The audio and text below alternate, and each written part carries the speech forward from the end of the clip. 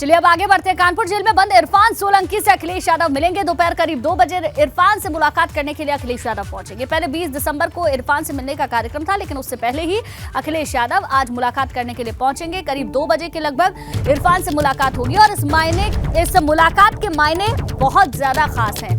MY factor को साथ करना है, बड़ा चेहरा है इरफान सोलंकी।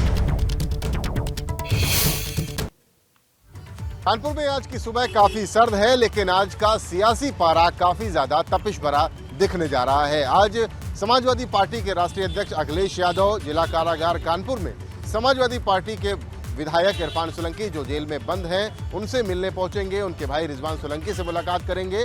लेकिन कानपुर में आज जिस तरह से सर्दी का सितम देखा जा रहा है, ऐसे में सियासी तपिश भी काफी ज्यादा महसूस की जाएगी। लगातार आरोप झेल रहे अखिलेश यादव आज इरफान सोलंकी से मिलने पहुंचेंगे। कांग्रेस और भारतीय जनता पार्टी लगातार अखिलेश यादव पर यह आरोप लगाती आई है कि जब उनके कार्यकर्ताओं को उनकी जरूरत होती है तो वो मस्त होते हैं, व्यस्त होते हैं अपने कार्यक्रमों में। मैनपुरी चुनाव और तमाम चुनावों की व्यस्तता के बीच वो इरफान सोलंकी से उस वक्त मिलने नहीं आ पाए या उनके साथ नहीं खड़े हो पाए जब उनको होना चाहिए था। ऐसे आरोपों और प्रत्यारोपों के बीच अखिलेश यादव आज कानपुर देहात के दौरे पर हैं। बलवंत सिंह, जिसकी पुलिस हिरासत में पिटाई करने के बाद मौत हो गई, परिजनों को श्रद्धांजलि देंगे और उसके बाद जिला कारागार में इरफान सोलंकी से मिलने पहुंचेंगे। आधे घंटे का कार्यक्रम है, 1:45 पर वो यहाँ पहुंचेंगे और ऐसे में एक बड़ा संदेश देने की कोशिश अखिलेश यादव की तरफ से जरूर होगी। कानपुर से कैमरामैन पंकज निगम के साथ रतीश त्रिवेदी, ABP गंगा। और चलिए अब बात करेंगे बड़ी खबर की। कानपुर देहात से खबर, जहां पुलिस हिरासत में मौत के मामले में ये बड़ी जानकारी। मृतक बलवंत की पत्नी ने सरकार पर भरोसा जताया है।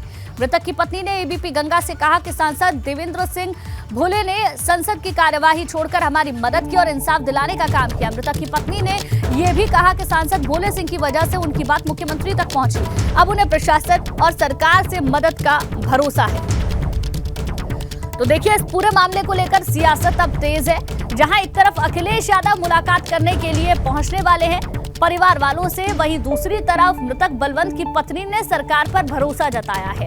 ABP गंगा से मृतक की पत्नी ने कहा, सांसद देवेंद्र सिंह भोले ने संसद की कार्यवाही छोड़कर हमारी मदद की और इंसाफ दिलाने का काम किया। मृतक की पत्नी ने यह भी कहा कि सांसद भोले सिंह की वजह से उनकी बात मुख्यमंत्री तक पहुंची है और उसके बाद उन्हें प्रशासन और सरकार पर पूरा भरोसा है। इस पूरे मामले पर सियासत हुई थी। बलवंत की पीट कर मौत कर दी गई थी, जिसके बाद इस मामले पर सियासत तेज थी। एक पत्र भी अखिलेश को लिखा गया था, जिसके बाद आज अखिलेश यादव भी मुलाकात करने के लिए पहुंचने वाले हैं।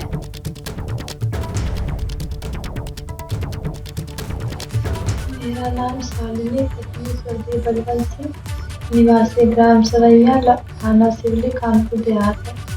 मेरे पति की रनिया थाने के अंदर पुलिस कर्मियों द्वारा जो निर्मय हत्या की गई है, हमारे क्षेत्रीय सांसद भोले सिंह जी ने दिल्ली में सांसद को छोड़कर मेरे पति का पोस्टमार्टम जिले के बाहर करवाकर और वहां उपस्थित होकर हमें न्याय दिलाने का काम किया और मेरी बात को मुख्यमंत्री तक पहुंचाया और मुझे शासन और सरकार पर भरोसा है। न्याय की तो बात है, चलिए PM रिपोर्ट नहीं में मिल रही है। PM रिपोर्ट के 4 दिन हो गए, 3 दिन हमने एक एप्लीकेशन मांगी, एप्लीकेशन दे दी। एप्लीकेशन वाले जब हमने एप्लीकेशन दी तो कानपुर SP को, तो SP कहते हैं कन्नौज SP के पास चली गई है। क्या लग रहा है जो PM रिपोर्ट अभी तक नहीं दी गई है, तो उसमें मैं संदेह हो रहा है कि इसमें टाल फेर कुछ हो रहा है। क्या हेर फेर की उम्मीद लग रही है? हाँ बिल्कुल लग रही है भाई, क्यों नहीं दे जा रही हमको, दे देना चाहिए लगे। तो परिवार वालों का क्या कहना है वो आपने सुना। बलवंत सिंह की पत्नी ने क्या कहा वो भी सुना। पुलिस हिरासत में मौत के मामले में ये बड़ी जानकारी है, जहां सरकार पर बलवंत सिंह की पत्नी ने अब भरोसा जताया है। इस पूरे मामले को लेकर लगातार सियासत भी देखने को मिली है। तो क्या बड़ी बातें हैं बलवंत की पत्नी के बयान में, वो आपको बताते हैं। बलवंत की पत्नी को सरकार पर भरोसा है, ये उन्होंने खुद कहा है। बलवंत की पत्नी शालिनी को यूपी सरकार पर भरोसा है। उन्होंने कहा, सांसद देवेंद्र सिंह भोले ने उनकी मदद की है। भाजपा सांसद ने CM तक बात उनकी पहुंचाई है। सरकार से इंसाफ का भरोसा है, दोषियों को कड़ी सजा की उम्मीद है। तो ये तमाम बड़ी बातें बलवंत की पत्नी ने कही है। विपक्ष इस मुद्दे को लेकर लगातार सरकार पर हमलावर था। कई सवाल उठाए जा रहे थे। एक पत्र भी परिवार की तरफ से अखिलेश यादव को लिखा गया, जिसके बाद आज अखिलेश यादव मुलाकात करने के लिए पहुंचने वाले हैं। विकास हमारे संवाददाता ज्यादा जानकारी के साथ जुड़ गए हैं, उनसे पूरा अपडेट लेंगे। विकास, इस मामले को लेकर सियासत पहले भी खूब हुई है और अब फिर लग रहा है कि जो पूरा मामला है अब नया मोड़ लेता जा रहा है, क्योंकि पत्नी ने कह दिया है कि उन्हें सरकार पर भरोसा है और दूसरी तरफ अखिलेश मुलाकात करने वाले जाने वाले हैं। देखिए, लगातार इस पूरे मामले में बलवंत की मौत पर सियासत बढ़ती जा रही है। एक दिन के अंदर 3 वीडियो जारी हुए थे, जिसमें मृतक की पत्नी शालिनी ने एक चिट्ठी लिखी थी अखिलेश यादव को, जिसमें उसने गुहार लगाई थी कि मुझे न्याय चाहिए और सरकार पर मुझे भरोसा नहीं है, जिसके चलते अखिलेश यादव आज उस परिवार से मिलने आ रहे हैं। वहीं मृतक ने फिर एक वीडियो जारी किया था, जिसमें उसने कहा था कि अगर उसे इंसाफ नहीं मिला तो वो प्रधानमंत्री आवास के बाहर अपने बच्चों के साथ आत्मदाह करेगी।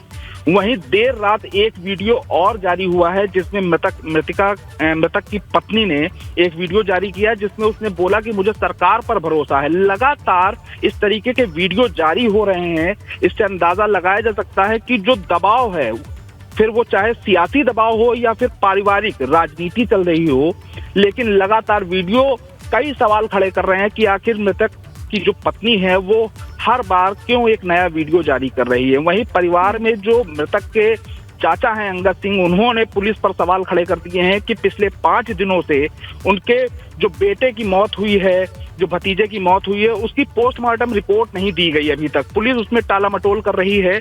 दूसरी बात यह है कि जो मृतक के पास पैसे थे, जो मृतक का मोबाइल था, वो अभी तक पुलिस ने उनके परिवार को नहीं सौंपा है। तमाम सारी वजह हैं जो निकल कर आ रही हैं, जिससे साफ बिल्कुल अब ये देखने वाली बात होगी जब अखिलेश मुलाकात करने के लिए पहुंचेंगे, उसके बाद क्या तस्वीर सामने आती है। बहुत बहुत शुक्रिया आपका जानकारी के लिए। चलिए अब आगे बढ़ेंगे। आज काकोरी के शहीदों को श्रद्धांजलि योगी आदित्यनाथ देंगे। बलिदान दिवस पर काकोरी मुख्यमंत्री पहुंचेंगे। सुबह 10:30 बजे काकोरी में कार्यक्रम का आयोजन किया जाएगा। 2 दिन के गोरखपुर दौरे पर योगी आदित्यनाथ रहने वाले हैं।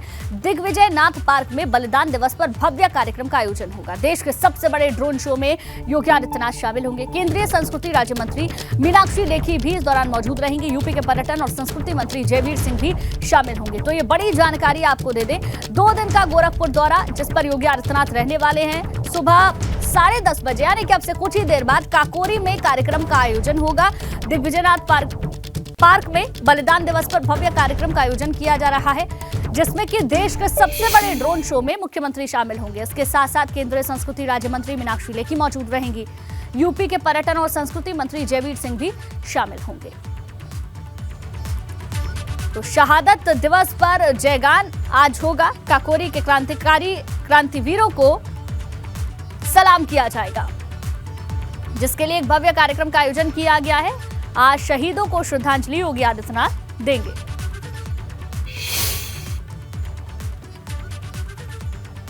वहीं गोरखपुर में काकोरी के बलिदानों की याद में आज देश का सबसे बड़ा ड्रोन शो होगा। इसमें 750 ड्रोन जंग आजादी की गाथा को जीवंत करेंगे। शाम 5 बजे रामगढ़ ताल के सामने बहन दिग्विजय नाथ स्मृति पार्क में कार्यक्रम होना है। इस कार्यक्रम में मुख्य अतिथि के तौर पर योगी आदित्यनाथ रहेंगे। केंद्रीय संस्कृति एवं विदेश राज्य मंत्री मीनाक्षी लेखी रहेंगी। प्रदेश के पर्यटन एवं संस्कृति मंत्री जयवीर सिंह भी मौजूद रहेंगे। काकोरी के नायकों की याद में प्रदेश सरकार 15 से 19 दिसंबर तक काकोरी बलिदान दिवस समारोह मना रहा है। आज अमर सेनानी पंडित राम प्रसाद बिस्मिल का बलिदान दिवस है और आज भव्य कार्यक्रम का आयोजन हो रहा है। देश के सबसे बड़े ड्रोन शो जो कि आज देखने को मिलेगा। कार्यक्रम में मुख्यमंत्री मौजूद रहेंगे। पर्यटन एवं संस्कृति मंत्री जयवीर सिंह भी शामिल होंगे। काकोरी शहीद दिवस यूपी सरकार आज मना रही है। राम प्रसाद बिस्मिल का बलिदान दिवस है, जिसके बाद आज ड्रोन शो के जरिए अमर संदेश दिया जाएगा। तो गोरखपुर में कार्यक्रम का आज आयोजन हो रहा है। दिग्विजयनाथ पार्क में ड्रोन शो का आज आयोजन होगा। करीब 750 ड्रोन का प्रदर्शन आज कार्यक्रम में देखने को मिलेगा। भव्य कार्यक्रम का आयोजन किया जा रहा है। ड्रोन से आसमान में महापुरुष दिखाए जाएंगे। रामगढ़ ताल के सामने ये कार्यक्रम होना है। सीएम योगी की मौजूदगी में ये ड्रोन शो होगा। केंद्रीय मंत्री मीनाक्षी लेखी भी मौजूद रहेंगी। इसके साथ साथ संस्कृति मंत्री जयवीर सिंह भी मौजूद रहने वाले हैं। यूपी सरकार काकोरी शहीद दिवस मना रही है। राम प्रसाद बिस्मिल का बलिदान दिवस है। 19 दिसंबर 1927 को फांसी इन्हें दी गई थी, जिसके बाद आज शहीदों को नमन योगी सरकार करेगी। यूपी सरकार की ओर से ये कार्यक्रम का आयोजन किया गया है। योगी आदित्यनाथ जिसमें मौजूद रहेंगे। 2 दिन का गोरखपुर का दौरा, उनके साथ साथ केंद्रीय मंत्री मीनाक्षी लेखी रहेंगी मौजूद। संस्कृति एवं पर्यटन मंत्री जयवीर सिंह भी मौजूद रहेंगे। रामप्रसाद बिस्मिल का आज बलिदान दिवस है। शहीदों को आज इस मौके पर नमन किया जाएगा। वहीं यूपी के कई जिलों में सुबह से ही घना कोहरा छाया हुआ है। दिल्ली एनसीआर में घना कोहरा छाया है। सड़कों पर चलने से मुसीबत हो रही है। आमने सामने देखना भी लोगों के लिए दूभर हो चुका है। मेरठ, गाजियाबाद, रायबरेली में हालात लगभग एक ही जैसे बने हुए हैं। हालांकि ठंड का प्रकोप इस बार पिछले कई सालों के मुताबिक काफी देर से हुआ है, लेकिन अब कोहरे की सफेद चादर दिखने लगी है। दिल्ली एनसीआर की ये कुछ तस्वीरें हम आपको दिखा रहे हैं, जहां पर घना कोहरा छाया हुआ है। सड़कों पर भी लोगों को चलने में मुसीबत हो रही है। विजिबिलिटी बहुत ज्यादा कम है। आमने सामने से भी लोगों को देखना मुश्किल हो रहा है। मेरठ, गाजियाबाद, रायबरेली में हालात लगभग एक ही जैसे हैं, जहां पर कोहरे की सफेद चादर नजर आई है। यूपी के भी कई जिलों में सुबह से ही घना कोहरा छाया हुआ है। सड़कों पर चलने में लोगों को दिक्कत हो रही है। सबसे ज्यादा दिक्कत जो सुबह के वक्त में अपनी दिनचर्या को करने के लिए घर से लोग निकलते हैं, उनके लिए है, क्योंकि विजिबिलिटी बहुत ज्यादा कम है। 3 तस्वीरें अलग अलग जगह की इस वक्त आपकी टेलीविजन स्क्रीन पर, लगभग एक ही जैसी तस्वीरें हैं, जहां पर आप कोहरे की सफेद चादर को देख सकते हैं। स्कूली वाहन जा रहे हैं, आने जाने वाले लोगों को गुजरना पड़ रहा है, लेकिन जो रफ्तार है वाहनों की वो धीमी पड़ चुकी है इस कोहरे की वजह से। तो कई जिले जहां पर सुबह से ही कोहरा छाया हुआ है, कोहरे की वजह से ठंड का प्रकोप भी बढ़ा है। दिल्ली एनसीआर में भी घना कोहरा छाया हुआ है। विजिबिलिटी काफी कम है, जिसकी वजह से आने जाने वाले लोगों को, वाहनों को दिक्कत हो रही है। मेरठ, गाजियाबाद और रायबरेली से तस्वीरें सामने आई हैं, जो आप देख रहे हैं, जहां पर सुबह से ही कोहरा छाया हुआ है। वाहनों की रफ्तार धीमी पड़ चुकी है।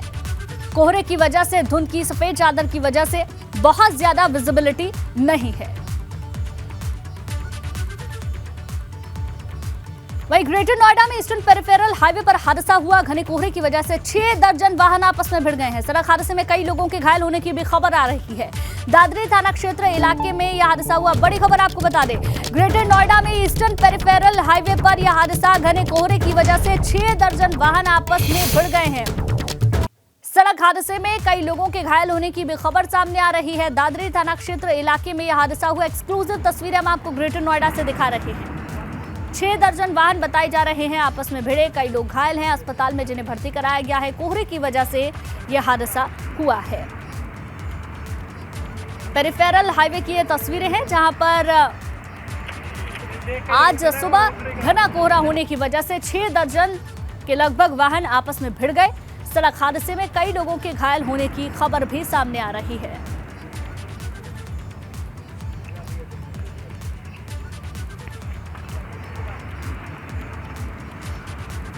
तो देखिए, तस्वीरें हम आपको दिखा रहे हैं। ग्रेटर नोएडा से तस्वीरें सामने आई है, जहां 6 वाहन आपस में भिड़ गए हैं। विजिबिलिटी कम होने की वजह से यह हादसा हुआ है। सड़क हादसे में कई लोगों के घायल होने की भी खबर सामने आ रही है। कई गाड़ियां आपस में भिड़ी, जिसके बाद लोगों के घायल होने की जानकारी मिल रही है, जिन्हें अस्पताल में भर्ती करा दिया गया है। घने कोहरे की वजह से 6 वाहन आपस में भिड़े हैं। ईस्टर्न पेरिफेरल हाईवे की ये तस्वीरें हैं। जब यह हादसा हुआ उसके बाद वहां कुछ लोग मौजूद हैं, मौके से तस्वीरें सामने आई हैं। गाड़ियां किस तरीके से क्षतिग्रस्त हुई हैं देखा जा सकता है। रविंद्र जैन हमारे संवाददाता सारा जानकारी के साथ जुड़ गए हैं। रविंद्र जैन, घना कोहरे की वजह से ठंड भी बढ़ी है और आने जाने वाले लोगों को तो दिक्कत हो ही रही है, लेकिन शुरुआती कोहरे में ही बड़ा हादसा है। 6 वाहन आपस में भिड़ गए। जी, लगातार जिस तरह से देखिए, ये हादसे के बाद जो कई वाहन एक के बाद एक भिड़ गए हैं, तो ये पहला कोहरा था। तो इसमें जो है विजुअलिटी सड़क पर काफी कम थी, तो लोग जो स्पीड थी वाहनों की तो वो काफी धीमी थी। उसके बावजूद भी जो है तकरीबन आधा दर्जन वाहन भिड़ गए और उस पर कई लोग जो है चोटिल हुए हैं और घायल हुए हैं। उनको अस्पताल में पहुंचाया गया। कुछ लोग चोटिल थे तो उनको जो है छुट्टी दे दी गई, लेकिन कुछ लोग अभी हॉस्पिटल में एडमिट हैं। जिस तरह से जो सुबह से ही, रात से ही जो कोहरे का असर देखने को मिला था, पूरी दिल्ली एनसीआर को कोहरे ने अपनी चादर में आगोश में ले लिया था, तो उसकी वजह से जो है सड़कों पर विजुअलिटी काफी कम थी और जिसकी वजह से ये हादसा हुआ है। स्पीड की जो स्पीड थी वाहनों की वो अपनी जो ठीक है रविंद्र, ठीक है, बहुत बहुत शुक्रिया पूरी जानकारी के लिए आपका। बिजनौर में अज्ञात बदमाशों ने किसान को गोली मार दी। गोली लगने से किसान की मौके पर ही मौत हो गई। खेत की रखवाली करने के दौरान किसान की हत्या का मामला सामने आया, जहां पुलिस ने किसान के शव को पोस्टमार्टम के लिए भेजा है। पुलिस अज्ञात बदमाशों की तलाश में जुटी हुई है। मृतक के परिवार वालों का भी रो रो कर बुरा हाल है। थाना कोतवाली देहात के रेहमपुर जंगल का मामला बताया जा रहा है। तो ये बड़ी खबर आपको बता दें, बिजनौर में अज्ञात बदमाशों ने किसान को गोली मारी है।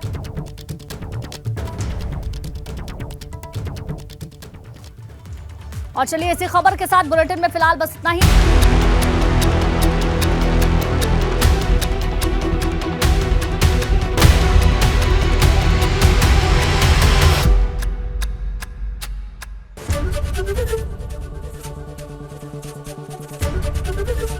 एबीपी गंगा, खबर आपकी, जुबान आपकी।